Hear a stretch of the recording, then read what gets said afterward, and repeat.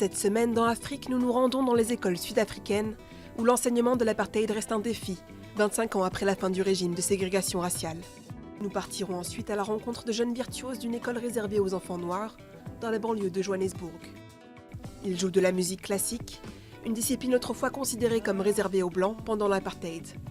Mais tout de suite, l'actualité de la semaine. Les Égyptiens ont approuvé à plus de 88% une révision de la Constitution qui permet la prolongation de la présidence d'Abdel Fattah al-Sisi. Les électeurs ont voté de samedi à lundi, après une campagne dominée par les partisans du oui, dans les grands médias contrôlés par le pouvoir. La révision permet de faire passer le deuxième mandat du président de 4 à 6 ans. Ce dernier pourrait ensuite se représenter en 2024 pour un troisième mandat jusqu'en 2030. Une foule immense a participé jeudi à une marche du million à Khartoum pour demander à l'armée de céder le pouvoir à une autorité civile. Un conseil militaire de transition dirige le pays depuis le renversement par l'armée du président Omar el-Béchir après des mois de manifestations populaires. Maintenant, ils continuent de repousser nos demandes et nous resterons ici jusqu'à ce qu'on réponde à nos demandes. Nous resterons unis. Nous en avons assez après 30 années de souffrance. Le Conseil a annoncé mercredi avoir conclu un accord avec des formations du mouvement de protestation sans donner de détails ni de calendrier pour un transfert de pouvoir. Nous nous sommes mis d'accord pour former un comité mutuel chargé d'étudier les étapes transitoires et les prérogatives des forces et des institutions. La crise au Soudan a fait l'objet mardi d'un sommet de l'Union africaine au Caire qui a appelé à une transition pacifique. L'organisation s'est aussi penchée sur la crise en Libye, où des combats violents opposent depuis avril les forces loyales au gouvernement d'union nationale aux troupes du maréchal Khalifa Haftar aux portes de la capitale Tripoli. Le président égyptien al-Sisi a appelé à poursuivre la résolution politique du conflit.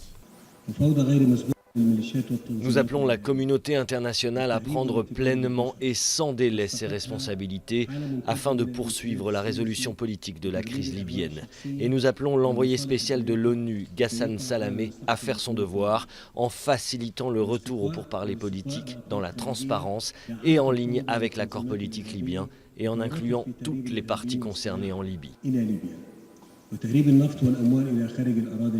Les violences se sont intensifiées ces derniers jours. Les autorités et l'ONU font état de presque 35 000 déplacés. Le Malawi a lancé mardi le premier test du vaccin expérimental le plus avancé à ce jour contre le paludisme. La maladie fait chaque année plusieurs centaines de milliers de morts en Afrique. Si nous déployons ce vaccin après la phase de test, ce vaccin pourrait prévenir 1 million de cas. Et nous avons actuellement 6 millions de cas chaque année. La campagne doit se poursuivre la semaine prochaine au Ghana et au Kenya. L'OMS espère vacciner 120 000 enfants dans chacun des 3 pays d'ici à 2020. Des habitants de Durban ont commencé jeudi à reconstruire leurs maisons suite aux pluies torrentielles et aux glissements de terrain qui ont frappé l'est de l'Afrique du Sud. Des précipitations exceptionnelles se sont abattues depuis le week-end de Pâques sur le KwaZulu-Natal et la province voisine du Cap-Oriental, faisant environ 70 morts selon les autorités. C'est terrible, parce que personne ne s'attendait à une telle pluie lundi. Tout le monde dormait, tout le monde pensait que ce n'était que de la pluie. Le cyclone tropical Kenneth a frappé mercredi les Comores, faisant d'importants dégâts dans l'archipel. Les autorités ont fait état d'au moins 3 morts. C'est une catastrophe énorme que nous n'avons pas l'habitude d'avoir. Dieu merci, on a échappé le plus dur, mais on a vraiment besoin d'aide. Jeudi, Kenneth a atteint le Mozambique, un mois à peine après le passage du cyclone Idai, qui a fait 1 millier de morts dans le pays.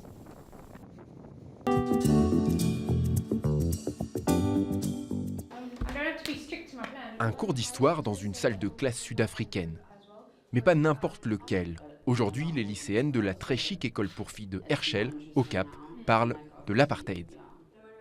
46 années d'un régime qu'elles n'ont pas connu, mais dont elles ressentent encore le poids. Je me sens un peu coupable de ce qui s'est passé parfois. Je n'ai rien fait directement, mais en tant que pays. Il y a beaucoup de choses dont on ne parle pas parce qu'on estime que le sujet est trop lourd. Mais c'est une discussion qui doit avoir lieu. L'enseignement de l'histoire est optionnel dans les lycées sud-africains. Il est laissé à l'initiative de chaque établissement. À une centaine de kilomètres de là, autre décor, autre cours d'histoire.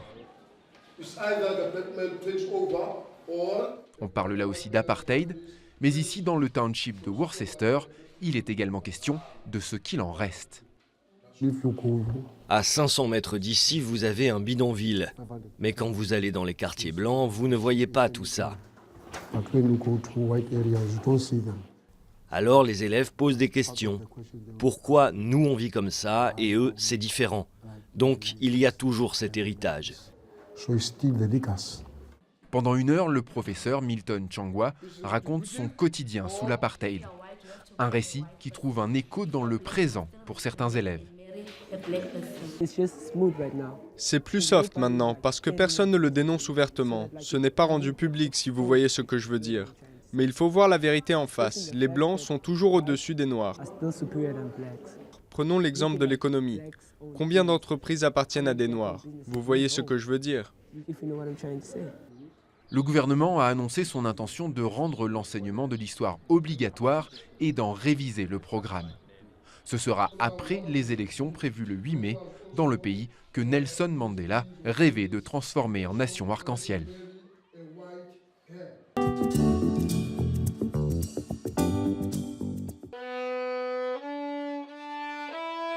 Il y a 3 ans à peine, Sholani touchait un violon pour la première fois.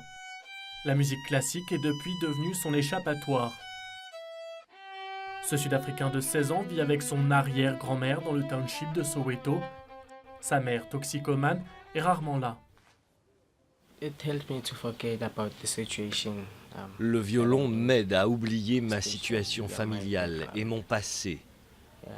Et mes devoirs aussi. Ça me détend.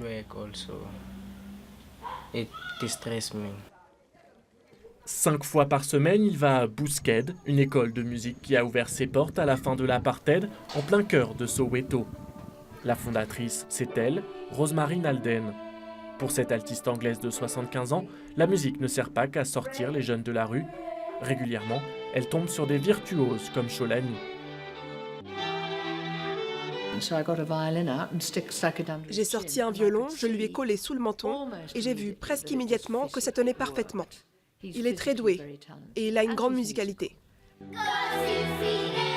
Pendant l'apartheid, la musique classique était principalement réservée aux Blancs. Depuis plus de 20 ans, Rosemary s'emploie à corriger cette injustice avec toujours beaucoup d'exigences.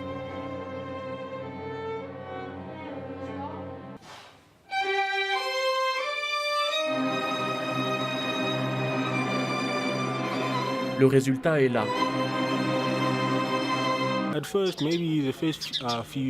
Au début, pendant les premières années, on pourrait la trouver très stricte. Mais plus le temps passe et plus on comprend ce qu'elle veut faire et que c'est le seul moyen d'y arriver.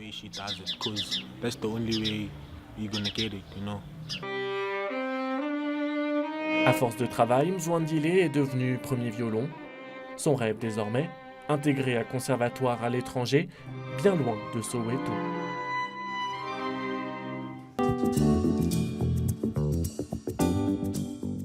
Le Ghana a inauguré mercredi son premier système de livraison de matériel médical par drone. Le service permet d'atteindre les régions les plus reculées du pays pour pallier aux problèmes d'accès aux soins. Lorsque leur vie est en danger et que l'hôpital n'a peut-être pas le sang ou les médicaments dont ils ont besoin pour rester en vie, nous pouvons leur faire parvenir ces médicaments en 15 ou 20 minutes.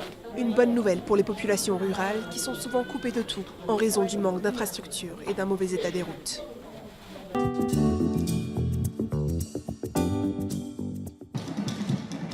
Lancement ce jeudi de la 4e édition de l'African Drum Festival dans la ville nigérienne d'Abeokuta. Des artistes venus du monde entier se sont réunis pour célébrer les différents styles de musique et de percussion africaines. L'Afrique est belle et ce festival est une autre plateforme pour que le monde entier puisse voir la beauté de la culture africaine. Je suis fière d'être africaine.